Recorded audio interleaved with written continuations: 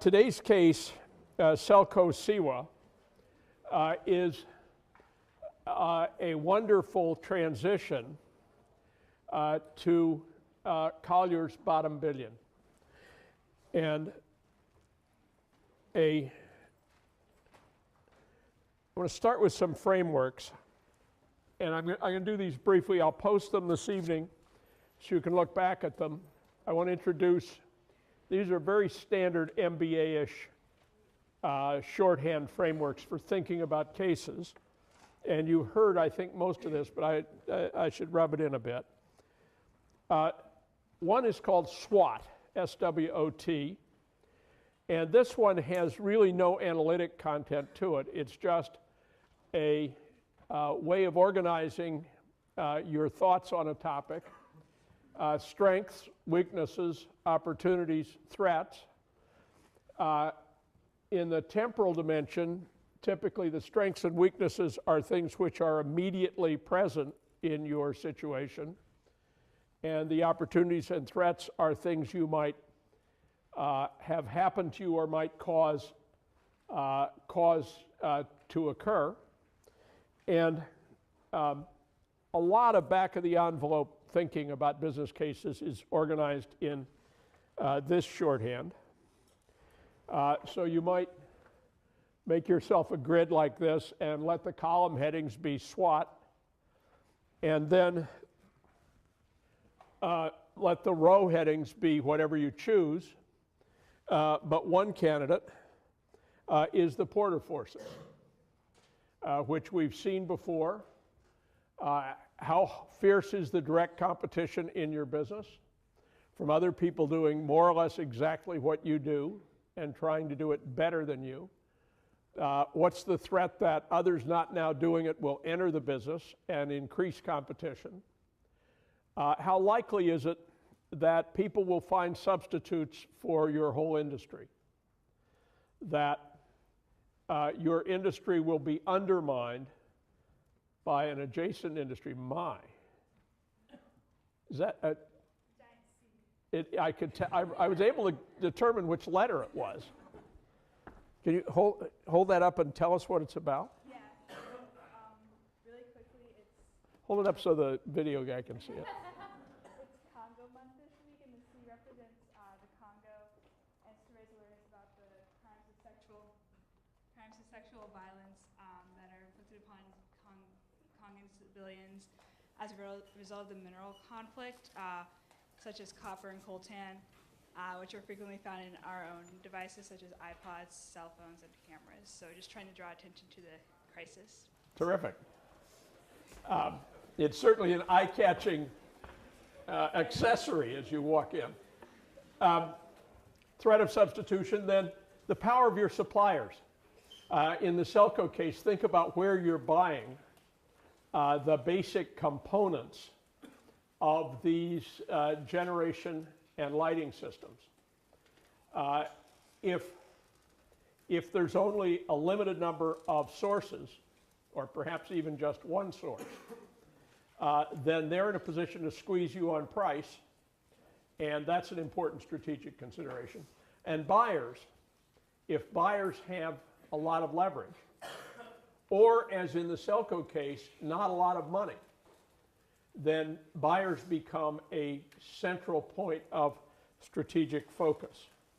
So you could, if you wanted, and I often do this, you could combine SWOT across the top with supply with Porter in the rows, so that if you take potential entrance, threat of entry, your strength might be that there's no money to be made in this field, so not many people are going to want to do it. Or it might be that there are huge switching costs, so that once people have bought your equipment, it is very difficult for them to switch to other people's equipment. The weakness might be that you're making money, and that the Financial Times just ran a large article about how lucrative your business is, which is likely to attract the attention of others. Opportunities. Perhaps, well, How is barriers to entry an opportunity? Perhaps you can build pricing advantages if you increase the scale of your operation. Your unit costs may get low enough that whenever a new entrant comes, you can crush him with low prices. And threat, similarly, somebody else may jump in and get to higher scale of production, much lower unit costs, and crush you. So you can walk all the way through the 20 cells there. But frameworks like this are meant to be useful, and when they're useful, you use them. And if there's a particular cell here that doesn't make any sense, you just put an X through it and go on. Another concept that we've used briefly, and it gets to be important in cases like SELCO, is vertical integration, which I've drawn horizontally, as almost everyone else does.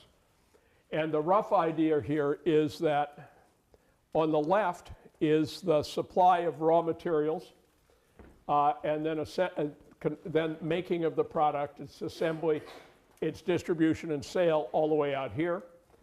The sale end is called the forward part of integration, so forward integration.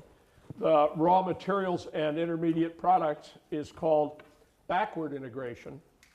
And so defying all logic, backward plus forward makes vertical. Don't ask me how that came about. Behind that process, which we think of in very physical terms, is an intellectual and managerial layer, which starts not with raw materials, but with a business plan, and a product design, and the assembly of a management team, and the creation of channels for distributing the product. Again, left to right, and if you think about the SELCO case, where's their main focus on this arrow at SELCO? What are they mostly paying attention to? Back left. You got to shout if you don't have a mic. Most of their staff is focused on distribution and sales within India. Okay, absolutely. So the forward integration of SELCO is its most obviously unusual feature. They're reaching into very difficult markets to do the sales and very awkward places to do the service, which has to go with the sales. And if you look now at another way of looking at the backward to forward story, I've reproduced what was already there, but then I've added service out here. It turns out that taking responsibility for durable goods that you sell, right? There's not much long-term responsibility for toothbrushes or toothpicks, but there is a lot of service responsibility for any form of machinery, especially when people are going to organize their lives around the machinery. The classic insight on classic example on this is a McCormick farm machinery in the 1800s. The brilliant thing they did, which none of their competitors did, was to manufacture only during the winter season and use the same people that were running the manufacturing plant to be servicing agents for the farmers during the growing season, so that the advantage of buying their stuff had everything to do with service. Now, think about the laptop in front of you. Take yours. Is service an issue? Well, does it just run forever and keep you happy? Sometimes it's a problem. Okay, and what do you do? I send it off to Max.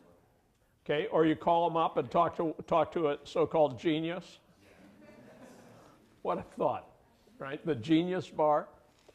And Mac's competitive advantage, it's partly the elegance of the equipment.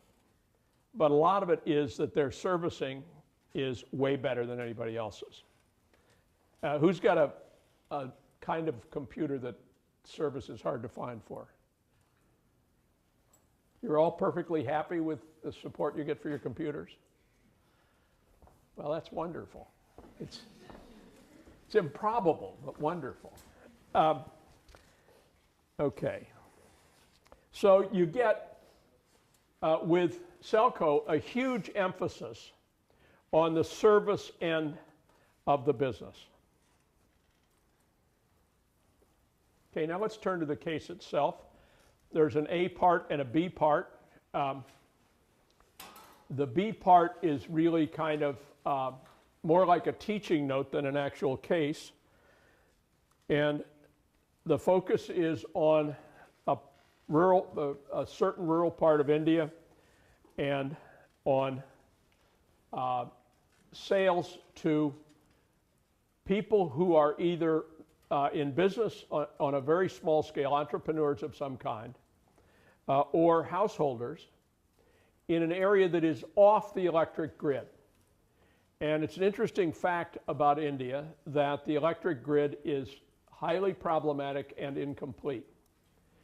And the first mass development of wind turbines was actually begun in India by a textiles manufacturer who got tired of all the downtime in his reliance on grid electric power and started developing turbines for his own use, and then had the insight that turbines were a more profitable business than textiles for him, and switched altogether. It's now headquartered in Denmark, and it's a huge company.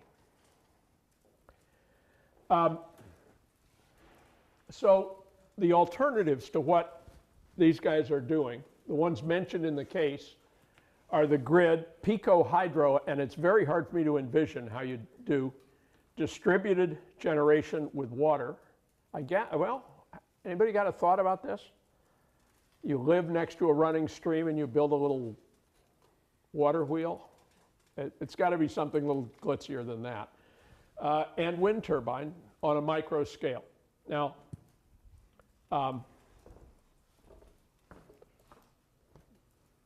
what are the inherent disadvantages of the distributed generation strategy that SELCO is engaged in? If you were looking at it from a business point of view, what would be factors that would strike you as scary? Yes. Every time they entered a new market, they had to convince a financial institution to finance their products to the market that they were catering to. So it was almost a barrier of entry for them because the kind of people they wanted to sell their products to did not have the resources. And it was also a new concept that they were introducing because financing was never done with respect to energy before in the country. Okay, so one problem that is inherent in the market segment they choose to serve is that you've got a twin door-to-door finance at the micro level with door-to-door sale of the generating equipment and the lighting equipment. So that's one difficulty. Are there any others? Maybe let me carry that around. Any others? Yeah. Some days there's no sun, and then obviously a solar system isn't going to work. There are some seasons in which that happens repeatedly, though in the part of India they're doing, it's a pretty sunny place. But okay, so that's a genuine drawback. Other thoughts?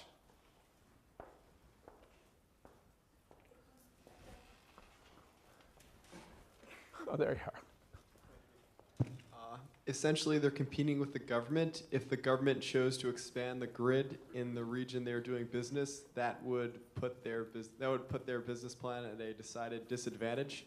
Okay, so there's a lot said there, all in a one elegant sentence. And the biggest piece of it, as I heard it, was the threat that the grid might expand into a given area. And why would people, once the grid came, switch from SELCO's equipment to grid equipment? We took your mic. Probably cost. It's more efficient to generate electricity in a power plant than in your own house. Okay. And is there a general concept here? Economies of scale. Economies of scale, right? The whole point of centralized generation is huge economies of scale, right? So that if the grid is run reasonably efficiently, it will time after time trump distributed generation. And so why would we do this business? What's the point? Is this something that a brilliant young reptile from the Harvard Business School is going to jump into to make his fortune? Sasha, what do you think? No. No, and why not? I think there are too many risks. Too many risks? And how big an upside is there? I'm not sure how you would quantify the upside, but I'm not convinced that it's huge enough to take advantage of. Okay.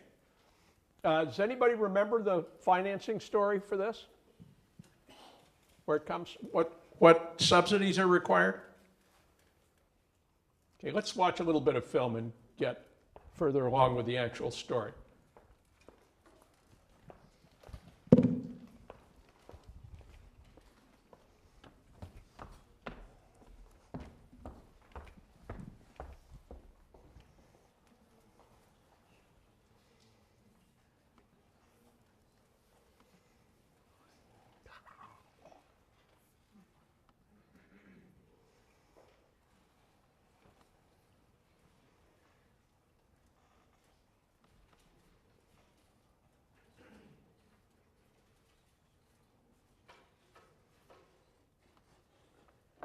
We got the sound cord up here, guys.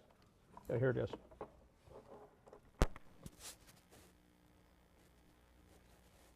I had a chance to go to Dominican Republic way back in '91, and there I saw actually some villagers using solar power and paying for it.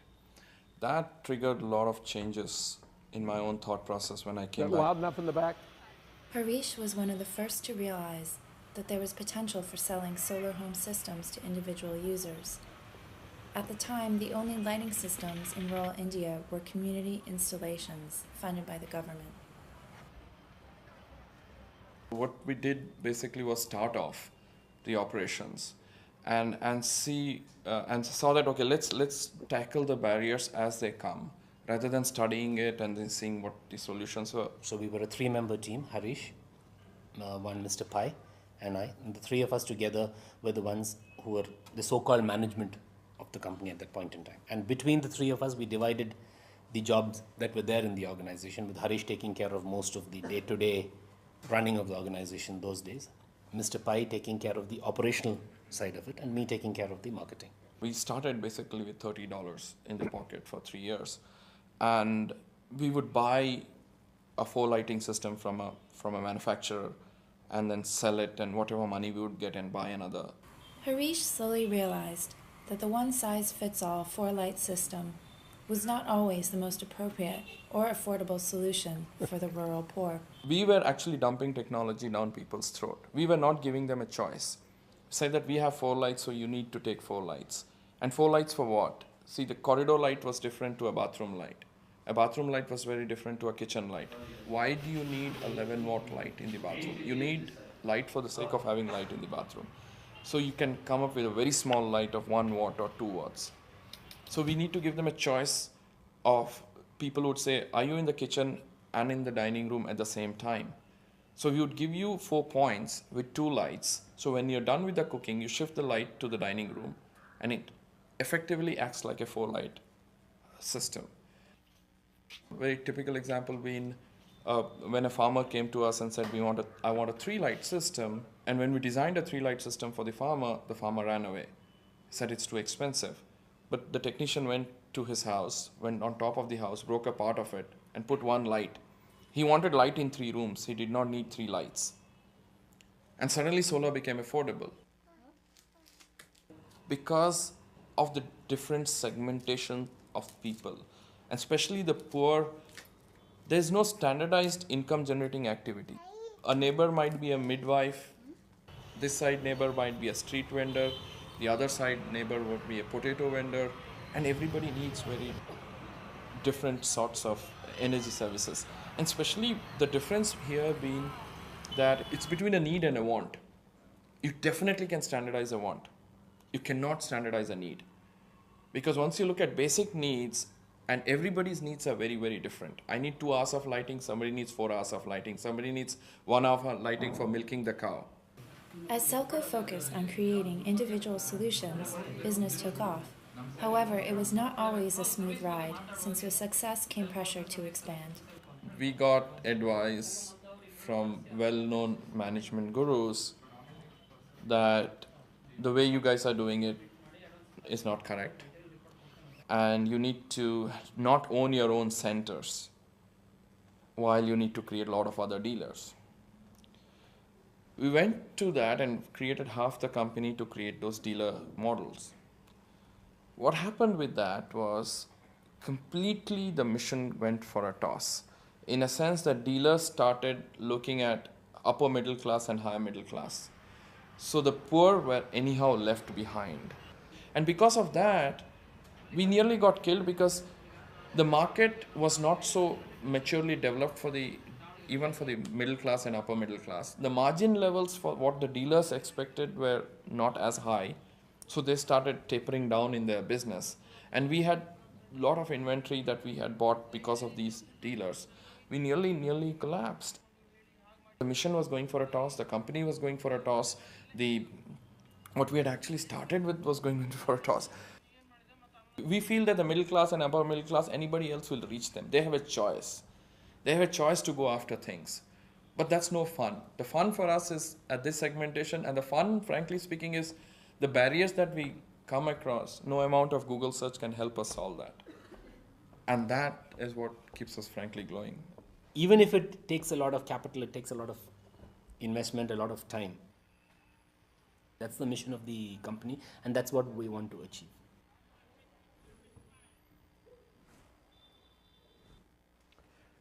Okay. If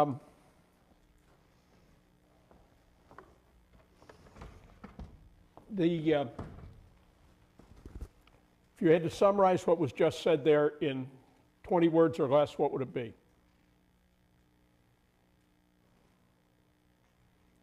Sasha. I think ultimately they don't want to be a single bottom line company, that their mission is not purely financial. Okay, and now help people who don't talk bottom line counts to understand what you just said. So sometimes you talk about a double or a triple bottom line, and then you have people who are looking at social returns and environmental returns in addition to purely financial returns. Okay, so that's terrific. So heretofore, we have talked as if companies had one bottom line, and their net results were correctly reflected in a profit and loss statement.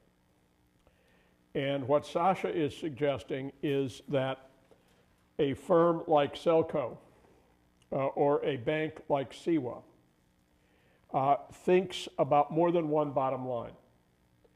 And they want to say that some net losses in the financial bottom line may be balanced and overcompensated by gains in environmental territory or in social services.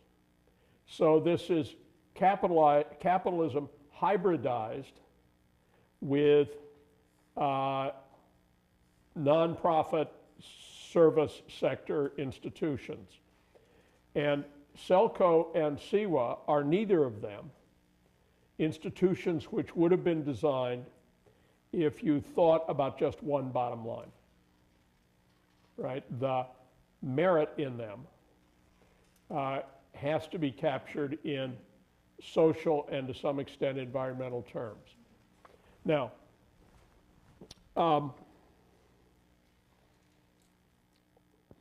what's the market's message to Village India about the availability of light and electric current for purposes like running small machinery or heating water? What's the market say?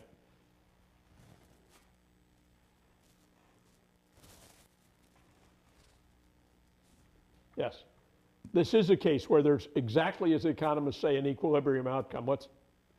Somebody got a hand up over there? Oh, there we are.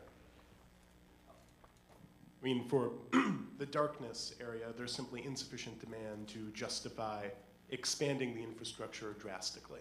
Okay. Across much of rural India. All right, so that's good. Adam Smith distinguishes between total demand and what he called effective demand. Total demand is how many people put up their hands if you say, would you like electricity? Effective demand is people who would do that and back it up with money. And effective demand is very low. Now, not only is it low, but overcoming it with a grid structure is inherently difficult, because while there are some customers capable of paying market rate for grid electricity, the vast majority of customers in many of these regions are below that income level and could not afford any of the above. In addition to that, their poverty is reinforced by the absence of energy supplies, right? If you don't have the energy supplies to do small-scale production or to illuminate a market during evening hours or any of 100 other such things, the low level of commerce is kept low by the absence of efficient energy supplies. So the justification for an enterprise like this has everything to do with finding a way around the market equilibrium at zero, which prevails in some of these places. Now, there's another feature in the film clip. What's the attitude toward customers? How does their attitude compare with, well, let's establish the high end of the scale. How does Yale do at providing a choice of courses for you to take? Ridiculously well, right? A third of Yale courses have fewer than 10 students. Think that over. Imagine that you brought a cost accountant in here to look at Yale College.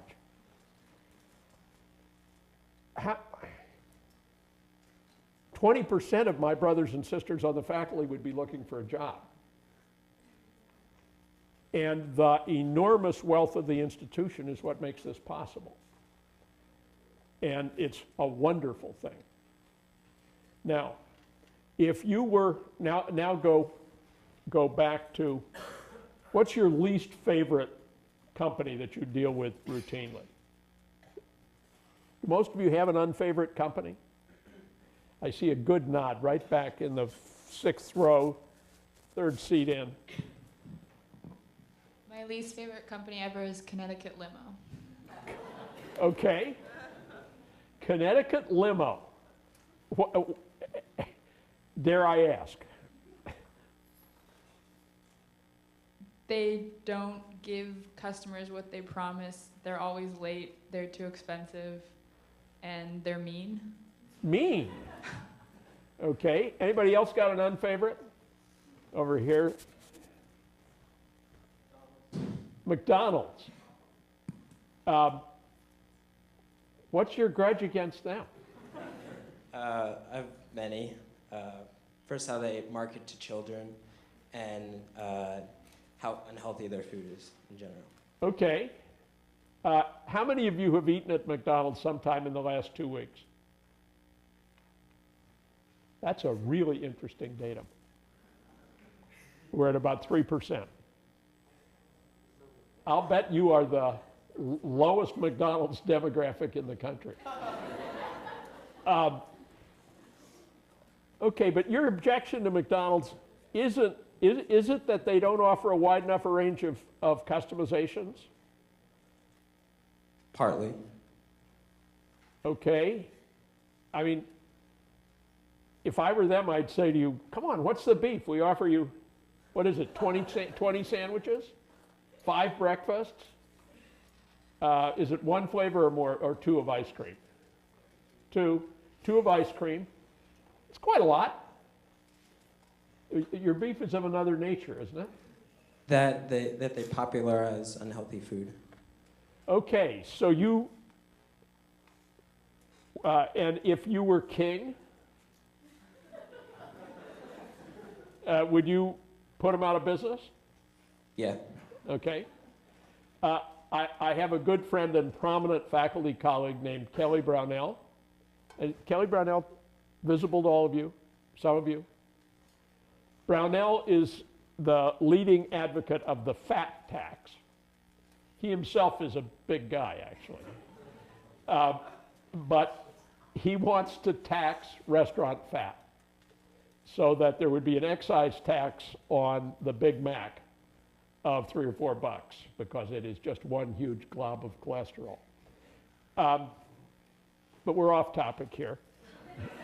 My least favorites are several airlines and providers of internet service and providers of television signal. And it's because they're rigid. Their business strategy involves a rigid interface with customers. And for the Delta shuttle between here and Washington, brutal, just brutal the way they do it. And there's a reason for that. It's not just because they're bad people, they're not even bad people. It's because there are huge economies in not listening to the details of what people want. Do you want a ticket on the shuttle or do you not want a ticket on the shuttle? It will leave at 8:17. Full stop, end of conversation. And it isn't even actually a conversation. It is an interplay with a website. And the website is often kludgy, uninformative, and so on. But in a cost-benefit ratio from their point of view, it works really well. So when you look at SELCO, my first impulse would be to say, simplify, don't customize. Get one product that you can generate at much lower cost and stay with it. Remember how in the dialogue in the film clip and in the case, he talks about one size fits all doesn't work. And what he means is that people who can barely afford this equipment are inclined to take it only if you match it very well with their preferences. Now, somebody defend SELCO, please. They're highly defendable. I mean, I guess this goes back to the bottom line we talked about, and where SELCO and CO, it's not just a for-profit bottom line. They really want to help people, and that comes up a lot in the case where in the end they talk that, I forgot what the name of the manager of SELCO is, that he really wanted to help these people. And unless he tries to at least to some extent customize his products, he won't be able to help as many people as he would like to. Okay, that's good. And hand the mic on here.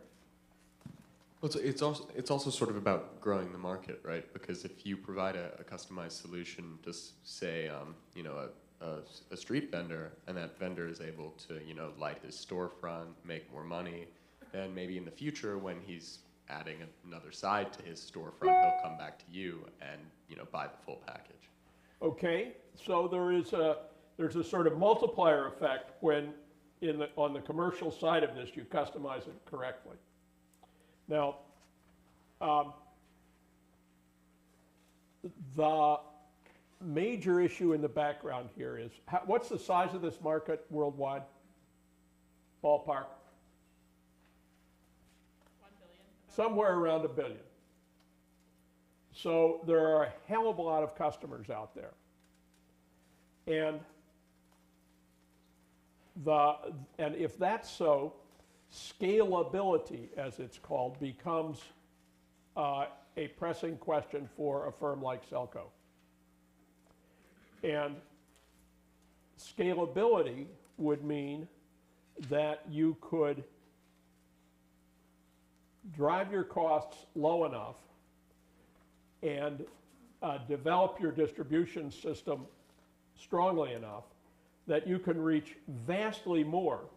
You know, they are, when the case is written, they're still well under 10,000 households. And at well under 10,000 households, this is an experiment, a noble experiment, but merely that. It is a demonstration project. Now, a background fact about them, which isn't in the case, is this. I had lunch today with a Yale College alum who worked last year for an Indian company that manufactures equipment like this, GWP. And GWP assigned her the task of finding a sales relationship with SELCO. So she spent a year working with SELCO, trying to sell them a high quality but completely standardized system that was designed to achieve scale economies. And her experience was entirely frustrating because SELCO ultimately wasn't interested in achieving scale. They were interested in serving the immediate customer base in front of them. Okay, what does that mean? I think it means that SELCO is a service company and is destined to remain a very small one. Now, in the case, in the B case, there's some discussion about their not-for-profit financing. Anybody remember the amount of financing they have? Yeah, no reason you should. $462,000, which isn't a monumental sum. But it's a pretty hefty sum if you're talking about a few thousand customers. And the rhetoric in the B case is, no, we're going to get to 300,000 customers, and the unit cost will be $1 and change per customer served. The subsidy will be that small. Well, I actually don't think they're going to get there. I don't think it can be done with this level of customization. Okay, so now the task is, each of you is a management consultant now. And you're brought in by the board of the funder for SELCO. And you've got to figure out how to take the baby out of the bathwater, get rid of the bathwater, and come up with something scalable. How would you go about that? Anybody got a thought? Would we fire management or not?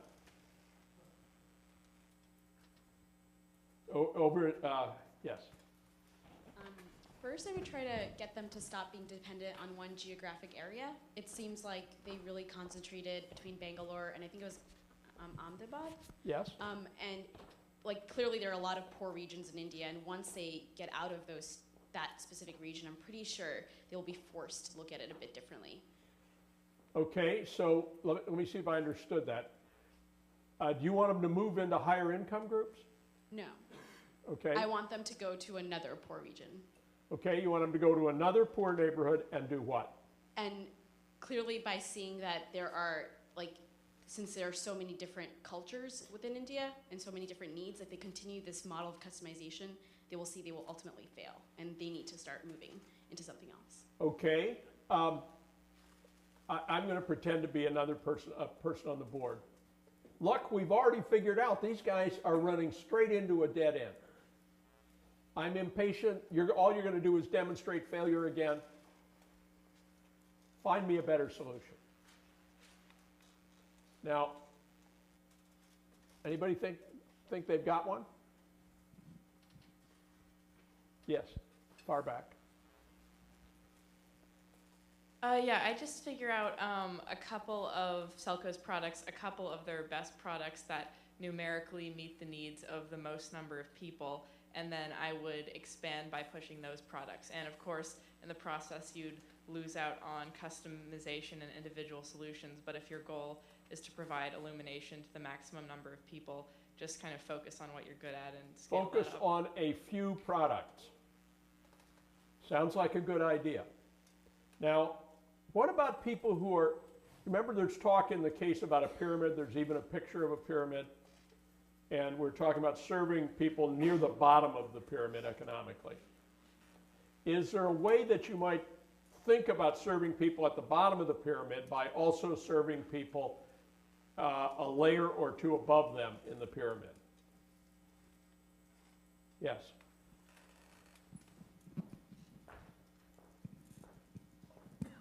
If you can charge the people a little bit higher up on the pyramid more for the systems, they can subsidize the people below. Okay, so if you can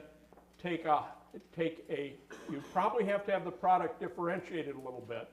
You produce a higher margin product, which is very similar to your straight product, and build a distribution channel so that the same distributors can cover the higher margin product and also the low margin product for the people at the bottom of the pyramid, and achieve some scale economies so that you begin to make the pump run on its own.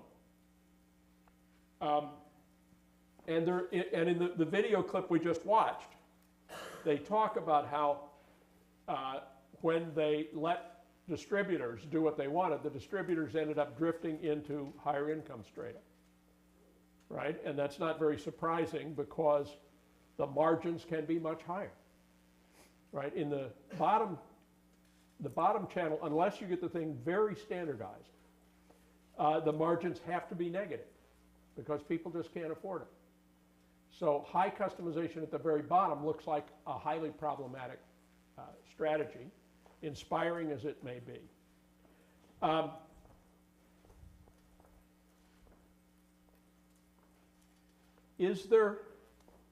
there other lines of production unrelated to electricity that strike you as interestingly analogous to this? For example, let's say the nub of this idea is distributed production. Instead of centralized grid production, we're doing distributed production of electricity, just as we have distributed computing on all these laptops. Are there other highly distributed strategies that might be of service in bottom billion countries?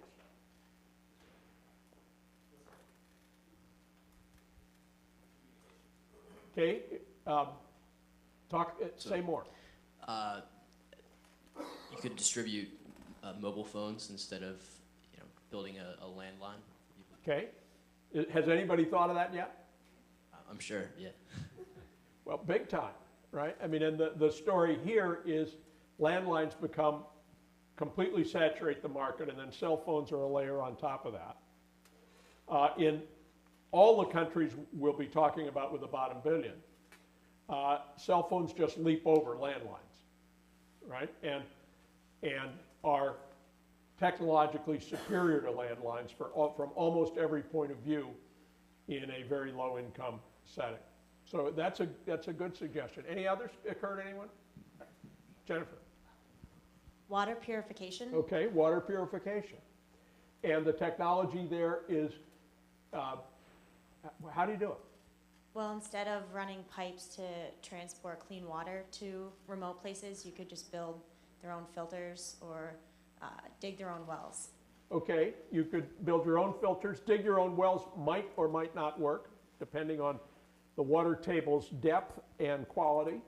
But yes, it's a very good point, and right at the end of the semester, we'll see a case in Bolivia, Cochabamba, Bolivia, where we try to fix a water supply system using straight capitalist technique and get into a lot of trouble.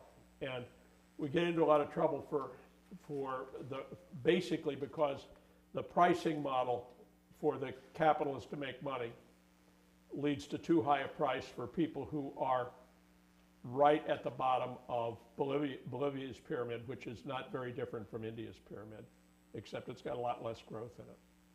Thanks. Anybody else got one? Fighting malaria, for example, you could focus on like big projects to alter the landscape, like draining swamps versus just giving people like mosquito nets in their own homes. Okay, and the Gateses agree with you, right?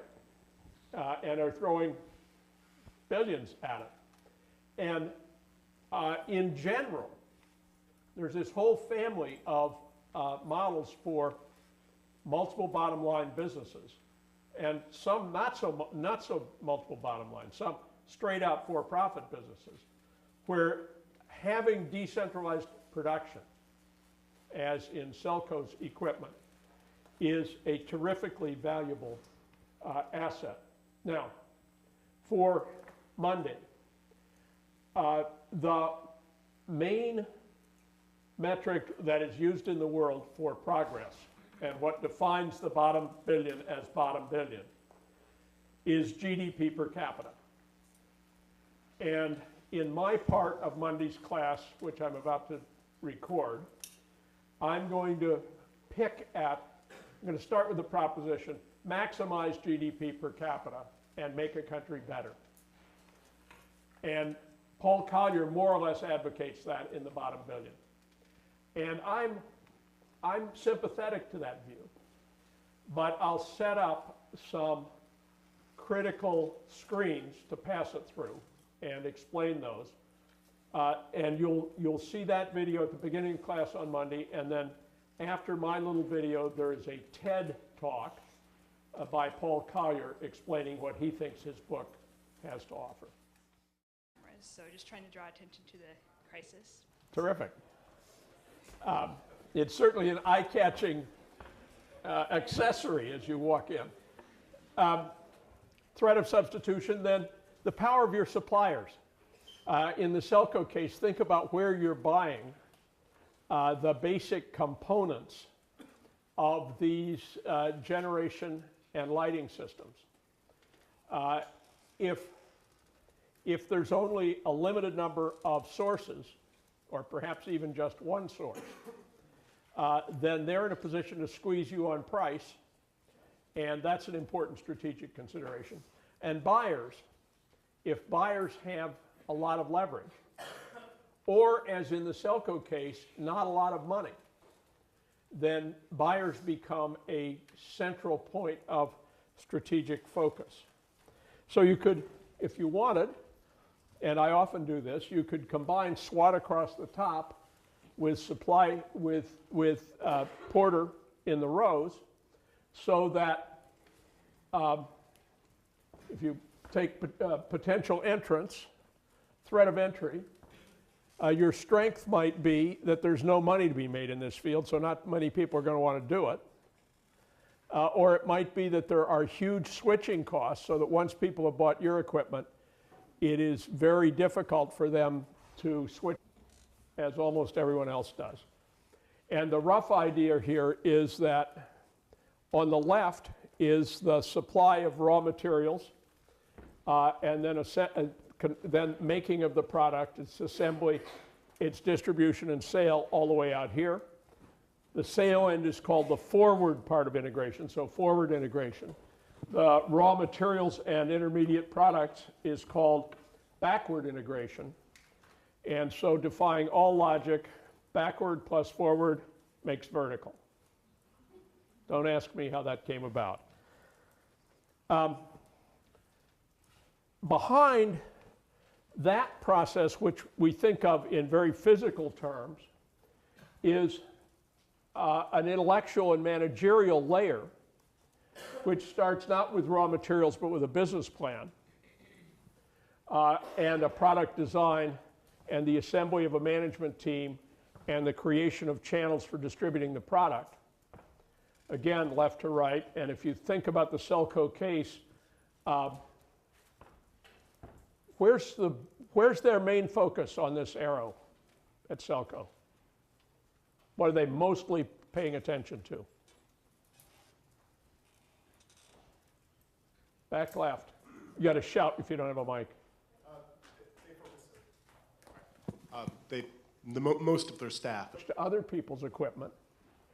The weakness might be that you're making money, and that the Financial Times just ran a large article about how lucrative your business is, which is likely to attract the attention of others. Opportunities. Perhaps, well, how is barriers to entry an opportunity?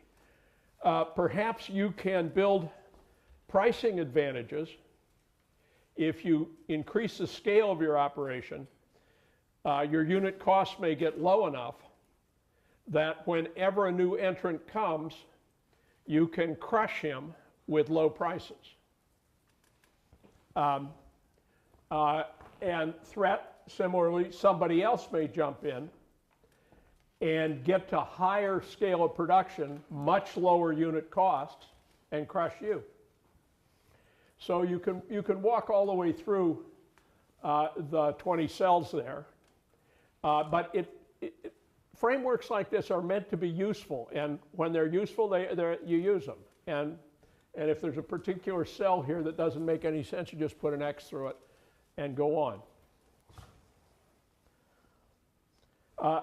Another concept that we've used briefly, and it gets to be important in cases like SELCO, is vertical integration, which I've drawn horizontally.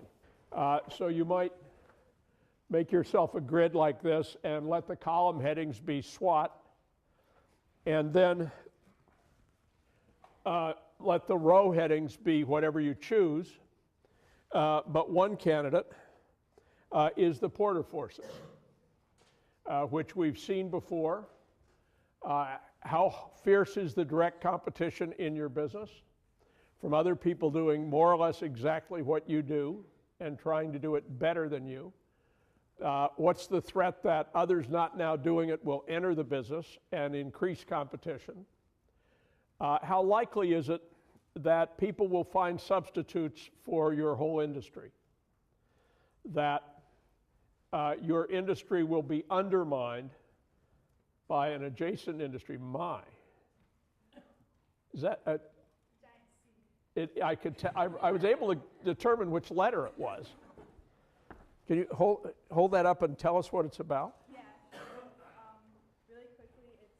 Hold it up so the video guy can see it. It's Congo month this week, and the C represents the Congo, and it's to raise awareness about the crimes of sexual violence that are inflicted upon Congan civilians as a result of the mineral conflict, such as copper and coltan, which are frequently found in our own devices, such as iPods, cell phones, and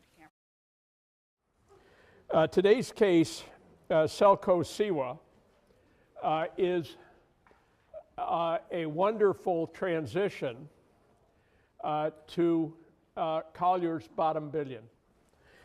And I'm going to start with some frameworks. And I'm going to do these briefly. I'll post them this evening so you can look back at them. I want to introduce, these are very standard MBA-ish shorthand frameworks for thinking about cases. And you heard, I think, most of this, but I should rub it in a bit. One is called SWOT, S-W-O-T. And this one has really no analytic content to it. It's just a way of organizing your thoughts on a topic, strengths, weaknesses, opportunities, threats. In the temporal dimension, typically the strengths and weaknesses are things which are immediately present in your situation, and the opportunities and threats are things you might have happened to you or might cause to occur. And a lot of back of the envelope thinking about business cases is organized in this shorthand.